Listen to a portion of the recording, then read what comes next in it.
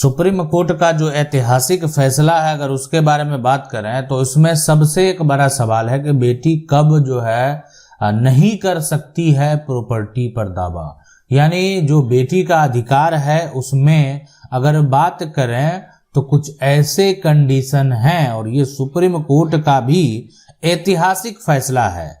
और अगर आपके पूर्वज की संपत्ति है, आपके पिता की संपत्ति है, आपके माता की संपत्ति है, आपके भाई की संपत्ति है, तो रही बात यहाँ पर दावा करने का, तो बहन और बेटी जो है कब दावा नहीं कर सकती है, कौन सा ऐसा कंडीशन है। तो ये एक सबसे बड़ा सवाल है कि कब जो है दावा नहीं कर सकती है ना, नहीं कर सकती है। तो ऐसा कौन सा सिचुएशन है कि दावा नहीं कर सकती है। अब ये देख रहे हैं जमीन है, अब ये जमीन की अगर बात करें और मैं ये कहूं कि इस पर बेटी दावा नहीं अब कर सकती है, तो आप कहेंगे अगर बेटी का अधिकार है तो दावा क्यों नहीं कर सकती है, सुप्रीम कोर्ट ने ऐसा क्यों कहा, और कौन सा ऐसा सिचुएशन है जहां पर इनको अधिकार नहीं मिलने वाला है। सबसे पहली बात कि देखें, जो स्थिति पैदा होती है कि हमारा कानून जो है बेटियों को पिता के संपत्ति में, जो पिता का संपत्ति है ना, पिता का जमीन आप कह सकते हैं, पिता का मकान कह सकते हैं, पिता का अगर कोई पैसा है वो कह सकते हैं, पिता के पास अगर कोई गाड़ी है, तो जो भी पिता का संपत्ति है उसमें अब समान अधिकार दे दिया। समान अधिकार देने का मतलब ये हो गया कि अगर आपके पिता के पास जो भी संपत्ति है, तो अगर आपके भाई को अब मिलेगा तो आपका, यानी उनके कहने का मतलब जो आप बहन है उनकी, तो उनको भी मिलेगा। यानी ऐसे अगर समझें कि पिता को एक बेटा है, ठीक है, यानी ये बेटा है, और तो बेटी को भी मिलेगा। अब रही बात कि पिता चाहते हैं कि हम बेटी को नहीं दें, भाई चाहता है हम बहन को नहीं दें, क्या ऐसा संभव है?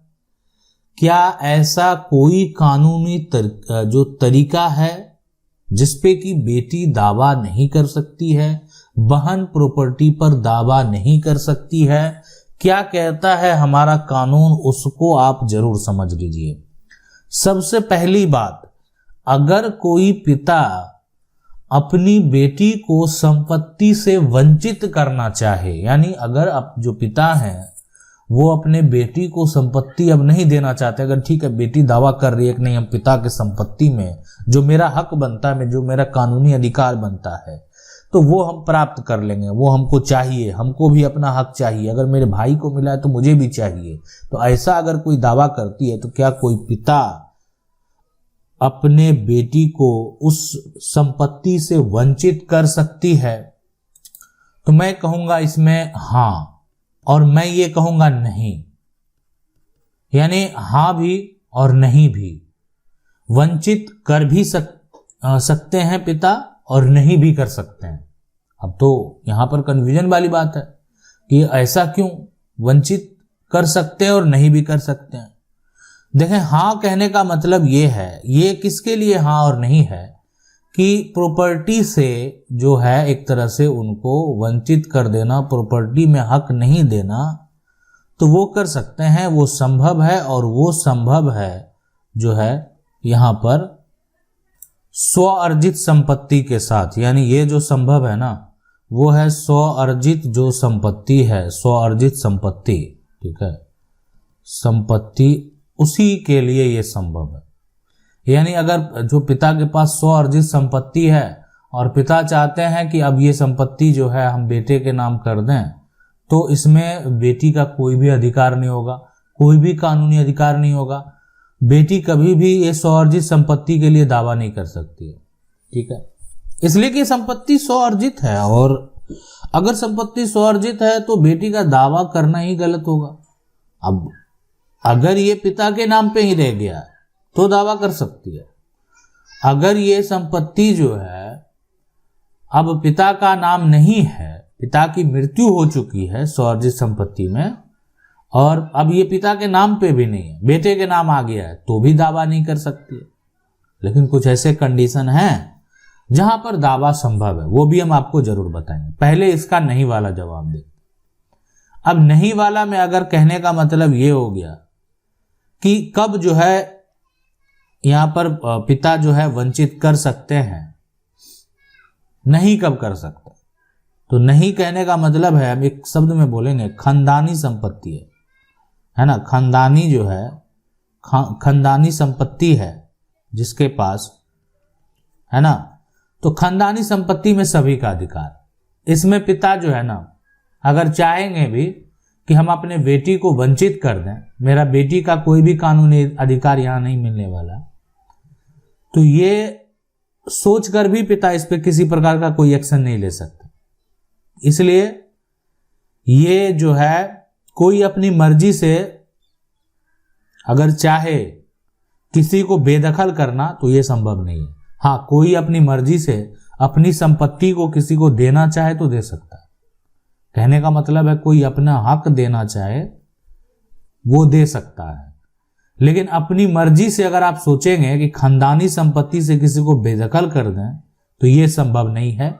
ऐसा अधिकार ना आपको प्राप्त है, ना आप ऐसा कर सकते हैं। इसलिए कि इसमें, इस संपत्ति में बेटी कभी भी अधिकार ले सकती है, बेटा कभी भी अधिकार ले सकता है, इसलिए कि वो उत्तराधिकारी हैं, वो उसके वंशज हैं, परिवार के सदस्य हैं, यानी तो ये कभी भी संभव है, कभी भी हो सकता है। मैं आपको बता दूं, इस बात को आप समझ लें कि इस स्थिति में जो बेटी और बेटे हैं दोनों का इसमें संपत्ति में जो है वो अधिकार होता है, दोनों का अधिकार होता है।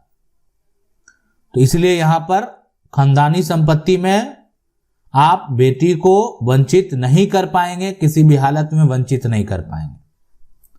अब एक बड़ा सवाल कि आखिर संपत्ति को अगर बांटा जाए, वो जो भी संपत्ति हो कितने हिस्सों में बटेगा, तो स्वार्जित की बात नहीं करते। अभी जो संपत्ति की बात करते हैं वो आपका है ना, खानदानी संपत्ति। खानदानी संपत्ति, अब यानी आप इसको कह सकते हैं कि ये पैतृक संपत्ति है। अब रही बात पैतृक संपत्ति का, मान लेते ये जमीन है, अब यहां पर पिता है, पिता का एक बेटा है और इनकी एक बेटी है, और ये अगर संपत्ति को कानूनी तरीके से बंटवारा किया जाएगा तो एक हक जो होगा वो पिता का होगा, एक हक जो होगा वो बेटा का होगा, और एक हक जो है यहाँ पर वो आप कह सकते हैं ये बेटी का होगा। यानी ये पूरी संपत्ति को जो है 3 हिस्सों में बांटा जाएगा, तो सभी का 1/3 जो है यहाँ पर अधिकार होगा। अब ये पिता जो अपना कानूनी तरीके से बंटवारा किए और 1/3 जो है, जो अपना हक है, जो अपने उनके नाम पर ट्रांसफर हुआ, वो अपने एक तरह से बेटे को दे दिया, तो ये संभव है। अपना हिस्सा आप किसी को दे रहे हैं तो ऐसा वो कर सकता है। अपना हिस्सा वो अगर चाह रहे हैं कि नहीं ठीक है हम बेच लेते हैं, मेरा हिस्सा हम अपना बेचेंगे, जब कानूनी हिस्सेदारी लग चुकी है पूरी संपत्ति का, जो खानदानी संपत्ति है, तो अपना हिस्सा वो बेच सकते हैं, उससे अधिक नहीं बेच सकते। तो इसलिए पैतृक संपत्ति के अधिकार अलग अलग, पैतृक संपत्ति में बेचने के नियम अलग अलग है। तो इसलिए अगर ऐसा कोई करते हैं तो उनको समझना चाहिए कि आखिर ये कैसे होगा, क्या प्रक्रिया है। और रही बात यहां पर कि पैतृक संपत्ति में अधिकार का, तो अगर बंटवारा नहीं हुआ है, संपत्ति पिता के नाम है, तो कभी भी आप कानूनी अधिकार प्राप्त कर सकते हैं।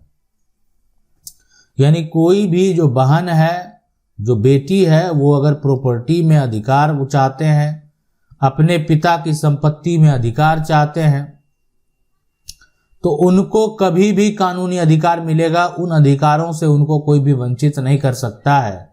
इसलिए कि ये जो है बेटी जो है वो परिवार की अब उत्तराधिकारी हैं, और उत्तराधिकारी की अगर बात करें तो उसमें जैसा अधिकार बेटा को मिलने वाला है उसी तरह से उतना ही अधिकार अब बेटी को भी मिलने वाला है। यानी कह सकते हैं पिता की संपत्ति में जो है बेटी का अब एक कानूनी अधिकार है और वो कानूनी अधिकार उनको प्राप्त करने से कोई भी वंचित नहीं कर सकता, कोई भी हक जो है वो छीन नहीं सकता है। आशा करते हैं वीडियो अच्छा लगा होगा। वीडियो को लाइक जरूर कर दें। चैनल को पहली बार देख रहे हैं सब्सक्राइब करके जो बेल आइकन है उसको जरूर दबा लें। मिलते हैं अगले वीडियो में, तब तक के लिए जय हिंद।